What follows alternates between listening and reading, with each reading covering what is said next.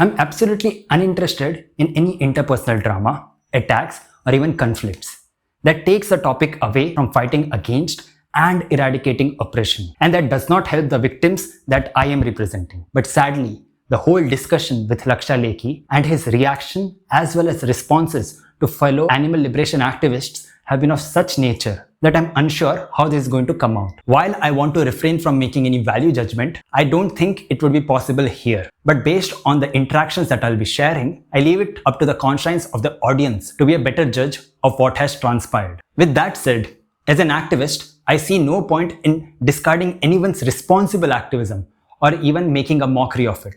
But an activist is much more than their activism. And if someone, including me, participates in oppression, that needs to be called out.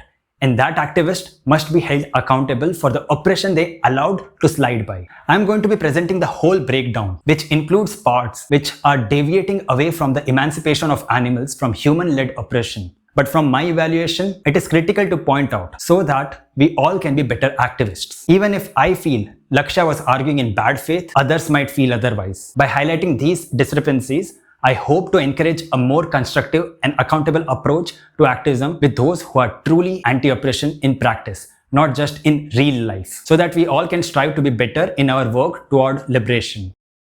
So after saying, I agree with this guy, valid points, I am receptive to your cause of animal emancipation, and then posting a story about liberation for all, when I pointed out non-human animals have been oppressed by almost every single oppressed or oppressor group of human beings, and that to be truly against oppression, one has to not only acknowledge non-human animals as also another oppressed class of beings, and to put an immediate end to oppressing the non-human animals, self-proclaimed anti-oppressor Lakhshya speaks, backstabbed the non-human animals and joined hands to embrace exploitation. And boy, the way he took accountability while betraying the non-human animal victims was disheartening. For those who might have missed on what happened, watch this video or check out this Instagram highlight. There's a lot to say on this topic, and I'm going to address all of it. Should I forget to address some of the points, please point them out so that I can address them later on. After showcasing his empty words, how he is receptive to the emancipation of non-human animals, within 3 weeks, Lakhshya shared how he's still participating in animal oppression. And when challenged, this is what Lakhshya had to say. Dude, what do you mean deflect responsibility? Why are you guys like pointing fingers at me? Did I do that? Why are these questions directed towards me? Why ask me that? Out of 1.4 billion Indians, what is the purpose of targeting me? If you think you are being singled out despite being an activist and a voice for the oppressed humans, then even though what I'm about to say won't be consoling, but I think that's the most respectful thing I can do is to tell you why I called you out, Lakhshya. I only seen your social media and your online armchair activism. I won't be surprised if you do more than that as well.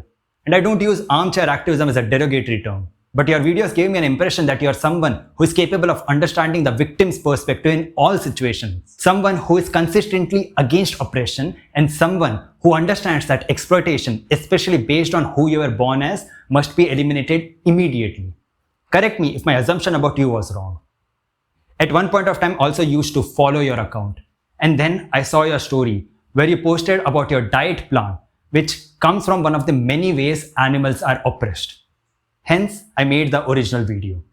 When you finally responded that you agree with the message and that you were receptive to the justice movement for the animals, many people who are receptive to your cause and also against animal oppression appreciated for your commitment to the liberation of the oppressed non-human animals. And yes, there are some serious problems in animal liberation movement as well, which is co-opted by bigots, and I'll be addressing that in a dedicated section of this video.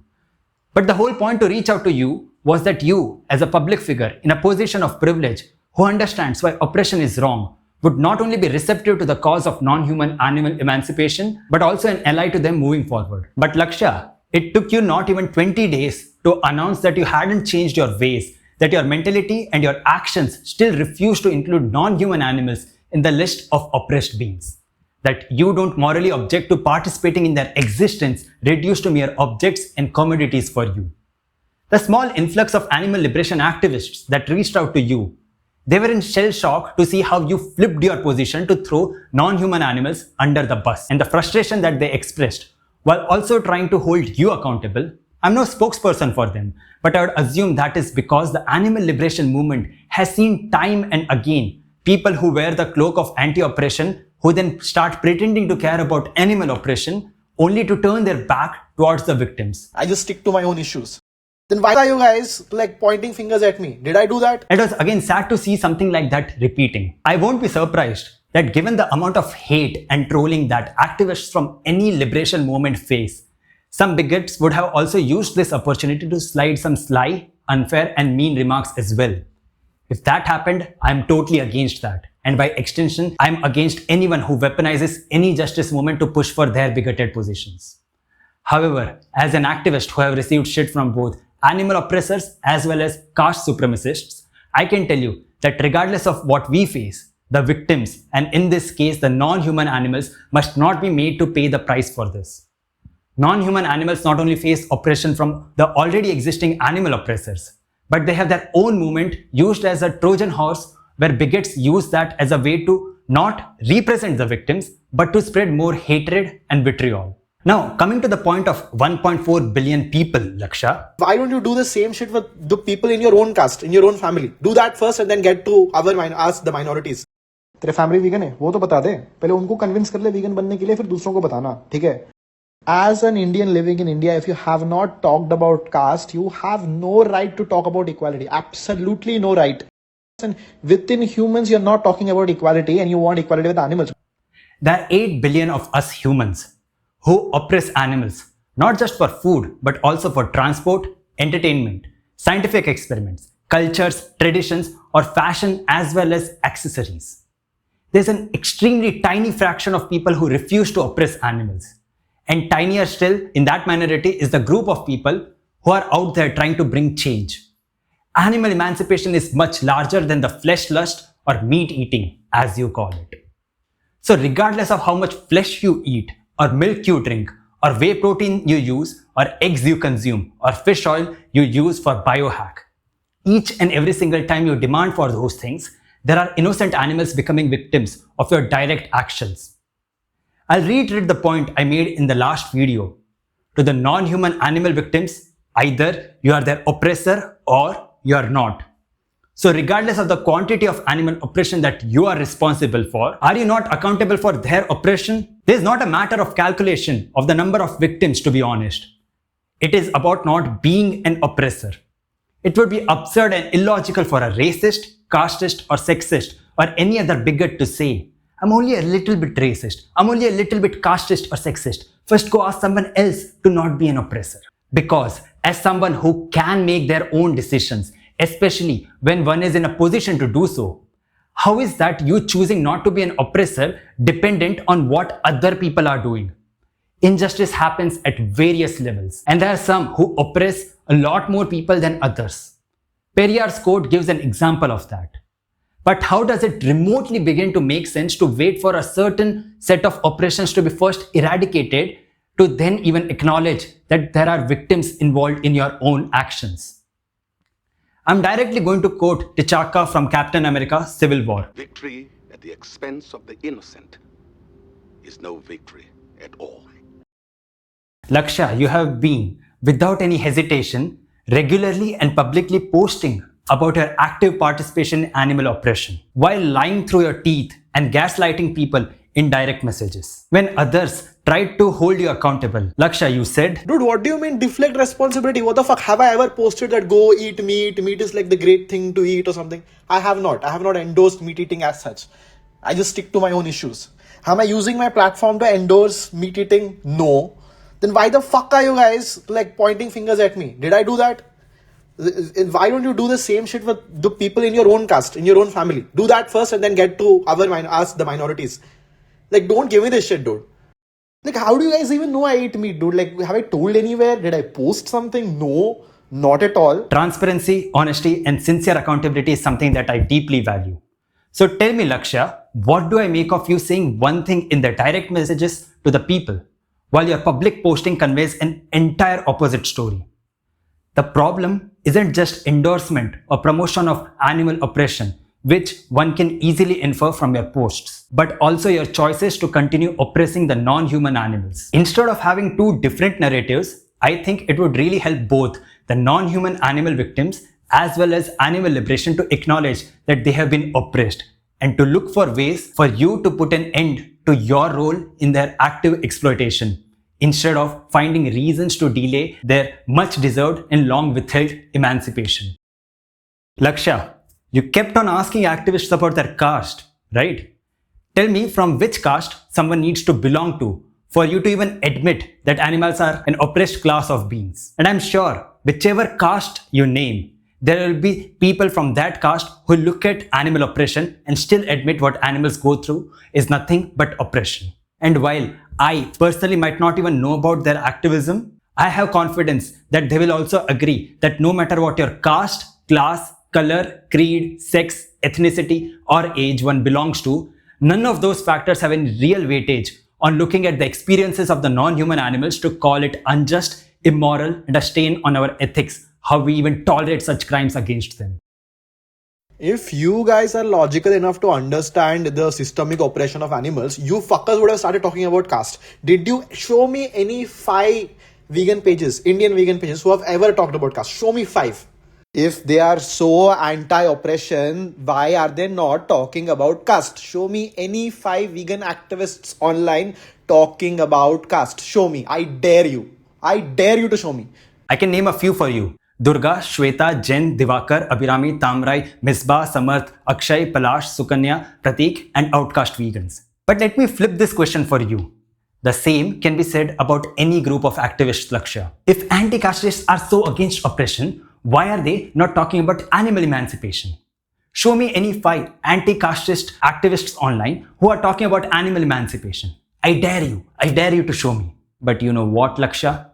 That question barely even begins to interest me for the simple reason that it is simply a dodge, a smokescreen, a red herring heading to an irrelevant tangent as to why does that matter to the topic that non-human animals are oppressed, in that you are very much their oppressor despite announcing that you are receptive to the cause of animal emancipation. Regardless of who speaks on what injustice, how does that grant you any right to look at an innocent being as a mere commodity, to get away with exploiting animals, and to put 2 metaphorical fingers in your ears whenever someone tries to hold you accountable for being an oppressor? What happened to that Periyar quote about consistent anti-oppression on which you made a video some time back? Since when was your commitment to justice dependent on what someone else does? Do you not have any of your own values that you strictly adhere to, despite what someone else chooses to do? Why must an innocent animal wait for the end of exploitation by your own hands till your checklist of what other activists must or must not be doing is ticked off and marked complete?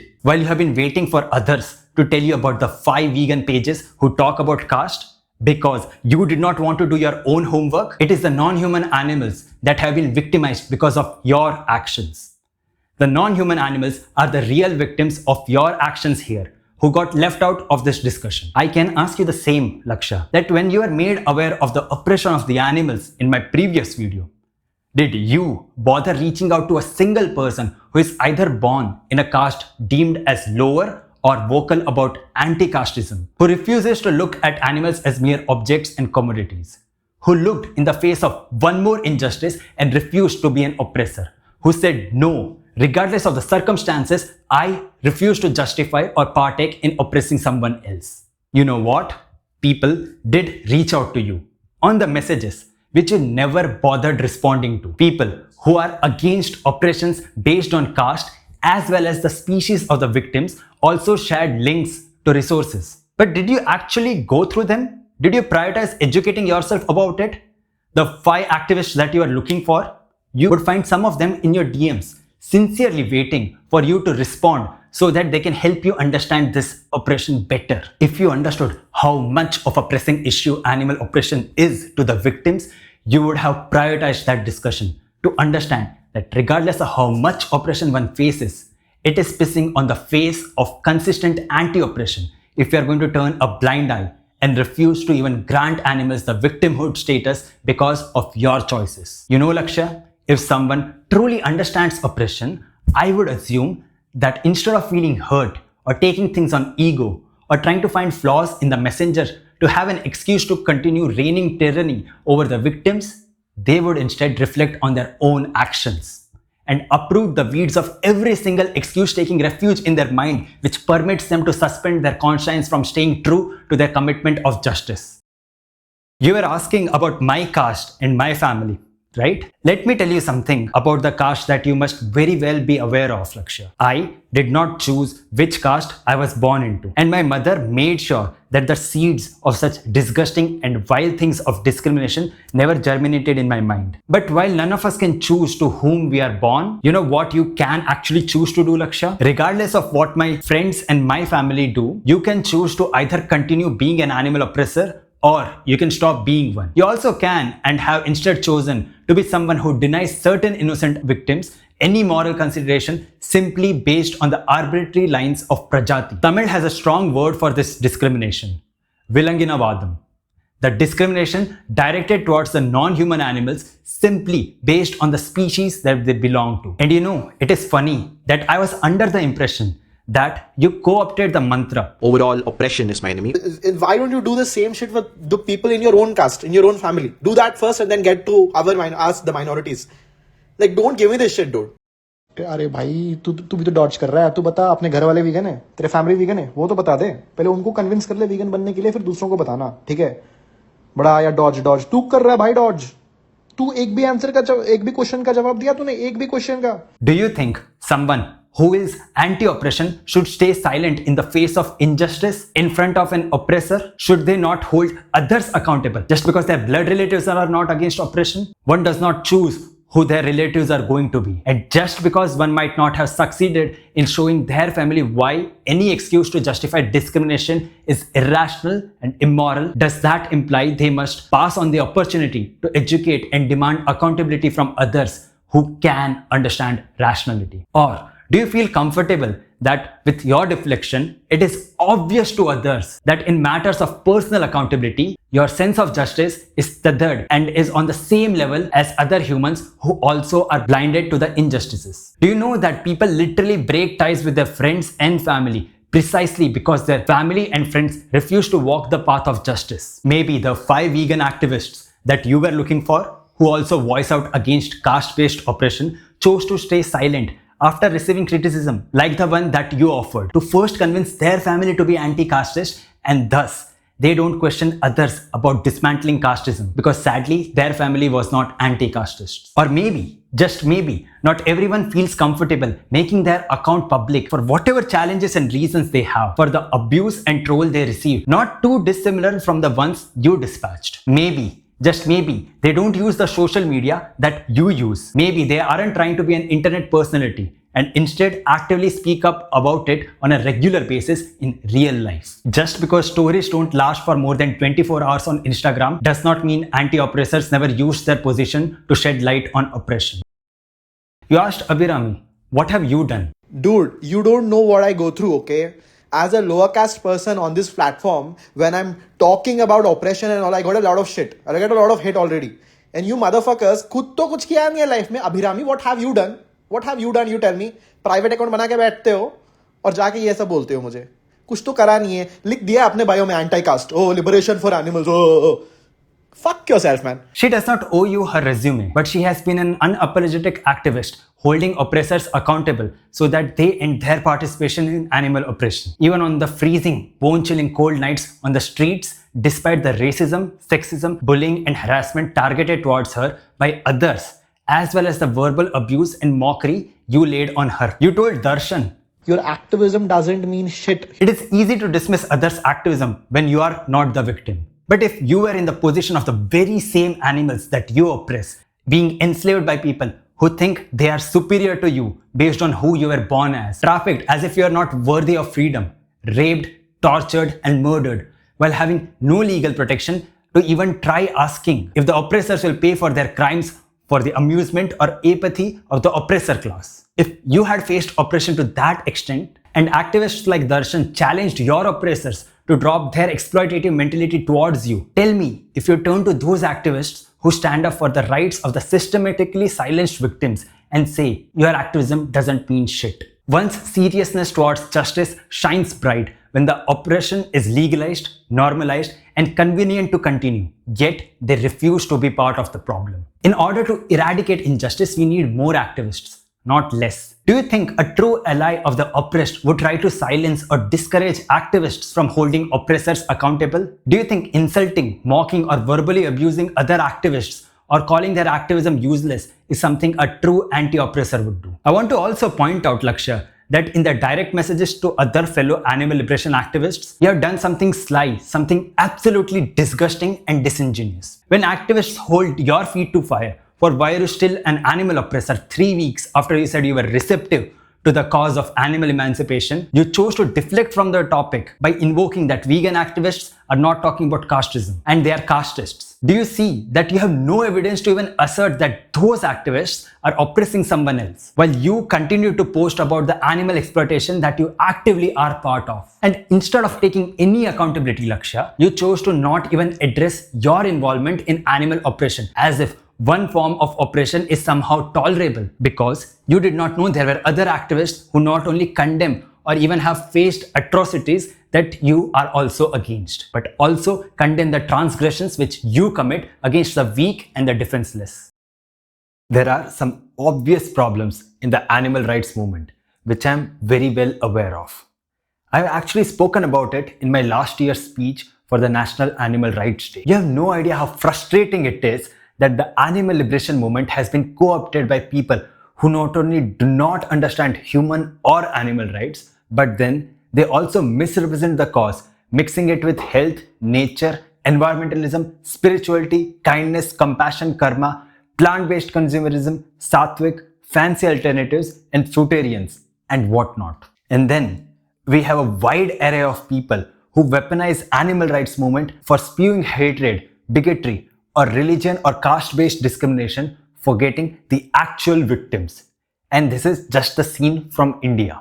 The second group removed animals from the discussion, while the first group removed rights for the movement that was supposed to be solely about animal rights. There are Gaurakshaks who are themselves animal abusers, who most of the times are going around lynching people. There are people who don't shy away from under the belt attacks towards religious groups that they dislike. Those who cut slack for vegetarians, as if abstaining from one style of animal oppression while commodifying animals in every other possibly conceivable way, was some sort of achievement for the victims. It has come to the point that the word vegan itself is cursed. And given that vegans themselves argue about the interpretation of the meaning of a word which seems to be more about the identity of the anti-oppressor rather than a movement for animal emancipation, I ditched that label sometime last year. If you think it is non-vegans who hate vegans, you'll be amazed to know no one hates vegans more than other vegans who have difference of opinions on both how to run the movement and advocate, as well as the bigotry that some people bring in this movement. If you try looking for, you should be able to find bigots in various different movements.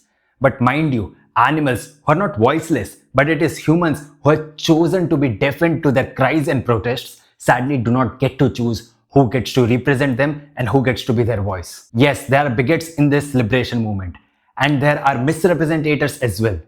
I called that out more times than I care to recall, sometimes publicly and sometimes privately as well. Lakhshya, I think it is unfair to do a hasty and a faulty generalization and paint everyone in this movement with the same stroke of the brush. To me, when I notice bigotry or any form of misrepresentation, the actions that I take are to try sorting it out by discussing it first. And if that is futile, then to call it out and cut any association with them. All while I ensure my advocacy is not compromised by that, and to still represent the victims the way I think is the correct way of doing animal emancipation advocacy. Heck, there are chants and slogans in animal rights marches which I refuse to chant because it is misrepresentation. I am disliked by animal oppressors and some of the animal rights activists alike, especially because I am in favor of gatekeeping and not allowing any form of bigotry or misrepresentation in this movement. But again, this justice movement is not about me. I am open to listening to other steps as well as how I can be better, how I can improve, rather than throwing my hands in the air, whining that the only movement for the liberation of animals have been hijacked. And Lakhshya, if you think the animal liberation movement in India is led by caste-blind savarnas and casteists, heck, I don't even know who the leaders are. And activists in this movement are not a monolith. But there is nothing stopping you from putting an end to your oppressive mindset towards the non-human animal victims in the past and demonstrating how responsible animal liberation activism should be done, Lakhshya. Now that we are at this, let me make it very clear that Brahminism is not congruent and actually diametrically opposite to animal emancipation. Let me paint you a scenario where a Brahmin draped in a silk sari, wearing a set of pearl earrings and ivory bangles, eating kheer after attending a Bharatnatyam performance where the tabla membrane was made from the skin of animals, next to the temple where elephants are enslaved and ghee is poured in the yagna fire and peacock feathers are used for decoration. Or when a Brahmin offers milk to Shivlinga and starved snakes for Shivratri. Or them climbing a human pyramid for Krishna Janmashtami to break open the earthen pot or dahi handi containing butter, or grooms riding horses for their wedding ceremony. Do you see that these things are not only likely happening but are also just some of the many ways some Brahmins participate in the oppression of non-human animals? So do you still think that it is fair to dismiss the oppression of animals by making any connections to Brahminism when there is clear evidence that Brahmins or Brahminism do not oppose animal oppression, except for when it comes to slaughtering animals for their flesh? I also met Brahmins like these. I'll tell you one thing, okay? I'm a Brahmin, okay? But I eat non-veg. It is my own choice that I want to eat animals or not. Do some Brahmins pretend to care about animal rights while not only spreading bigotry but also oppressing animals? Yes. But it would be dishonest to say animal emancipation is Brahminism in disguise.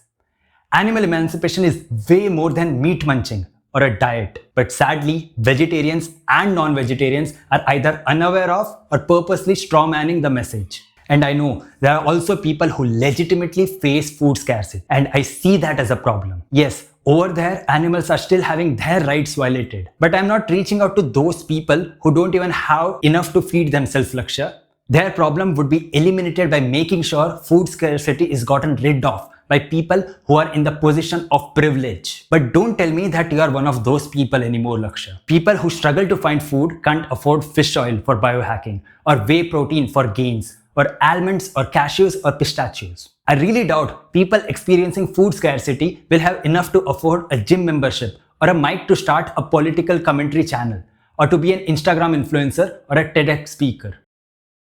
And to address the point, Lakhshya, you have kept on calling it as meat eating. Have I ever posted that go eat meat, meat is like the great thing to eat or something? I have not. I have not endorsed meat eating as such. Which makes me think, not only you did not remember what my previous video spoke about, on which you have commented, but you seem to think this is about not eating meat. I'm not talking about some subsection of a cafe's menu. I'm talking about emancipating the non-human animals from the human-led oppression, which you very well are part of. And it is extremely disingenuous and extreme bad faith if you strawman the position of animal liberation to merely meat eating. Meat is a sanitized label for the commodification of the victim's flesh, Lakhshya.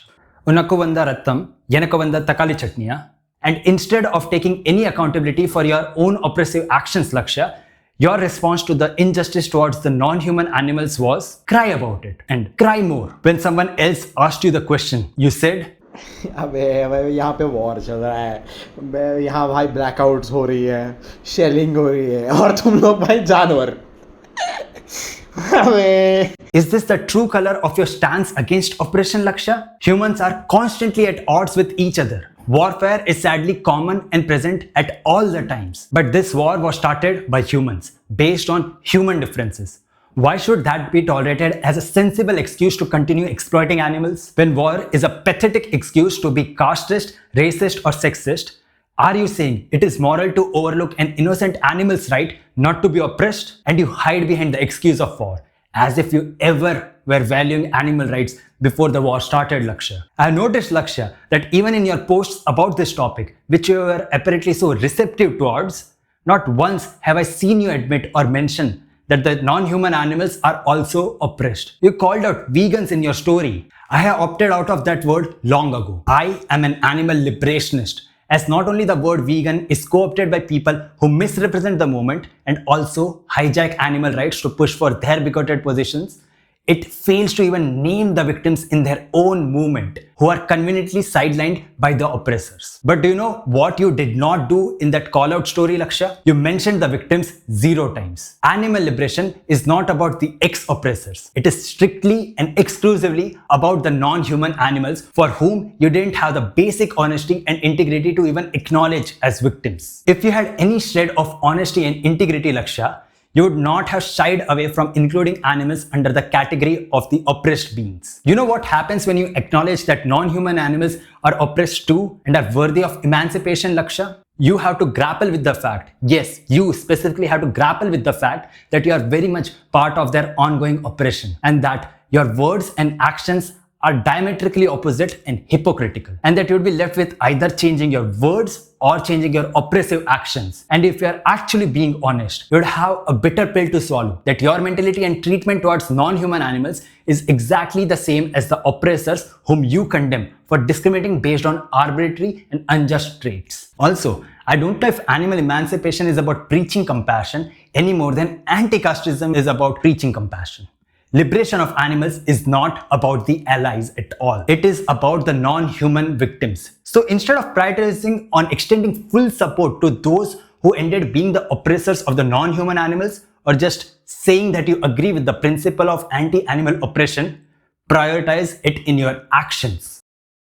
You seem to be quite upset about the fact that you got called out for having the same attitude towards the animal victims that any other oppressor has for their victims. What do you mean engage in a have you seen the conversation? Literally गाली दे रहे हैं मुझे ये लोग. They are saying I'm as good as a casteist because I eat what?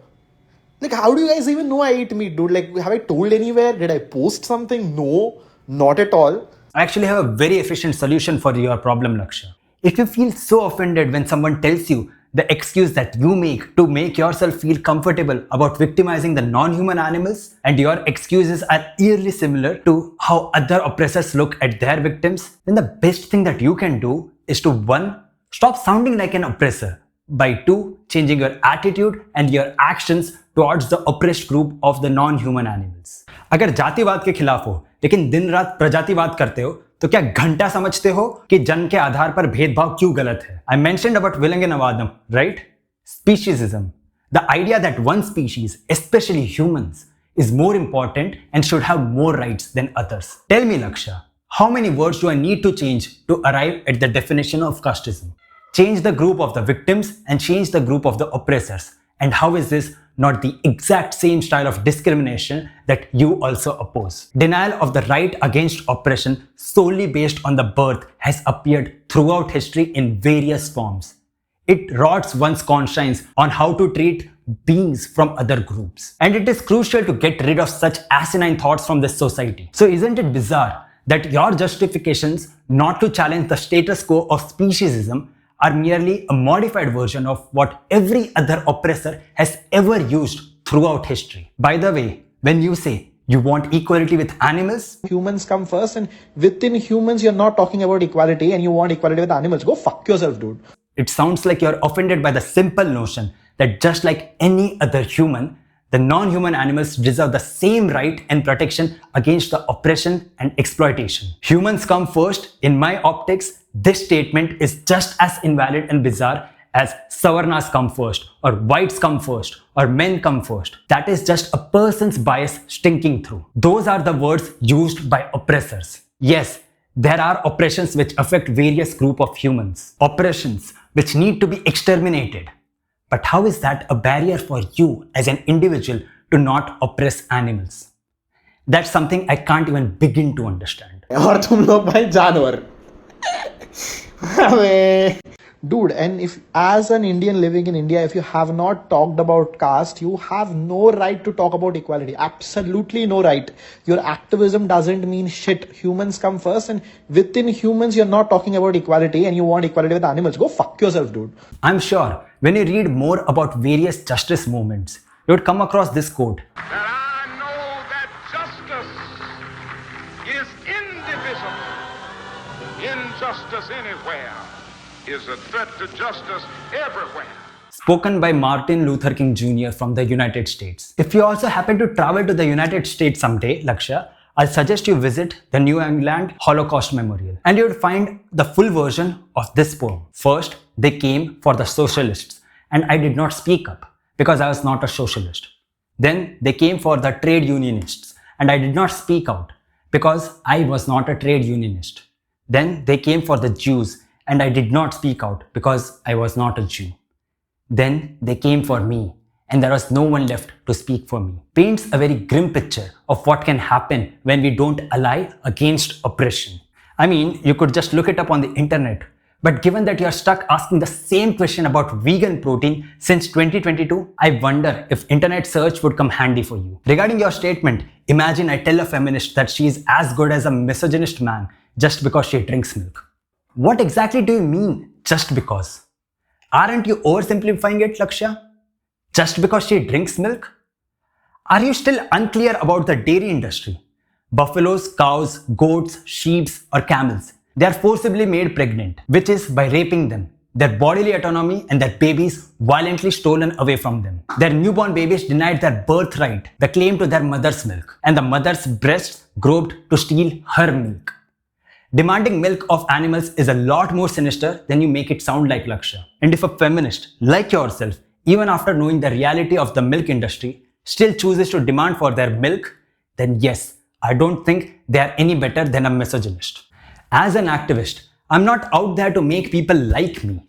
As a liberationist, I'm there to hold oppressors accountable, to be anti-oppressors. And those who argue in bad faith must be unapologetically called out.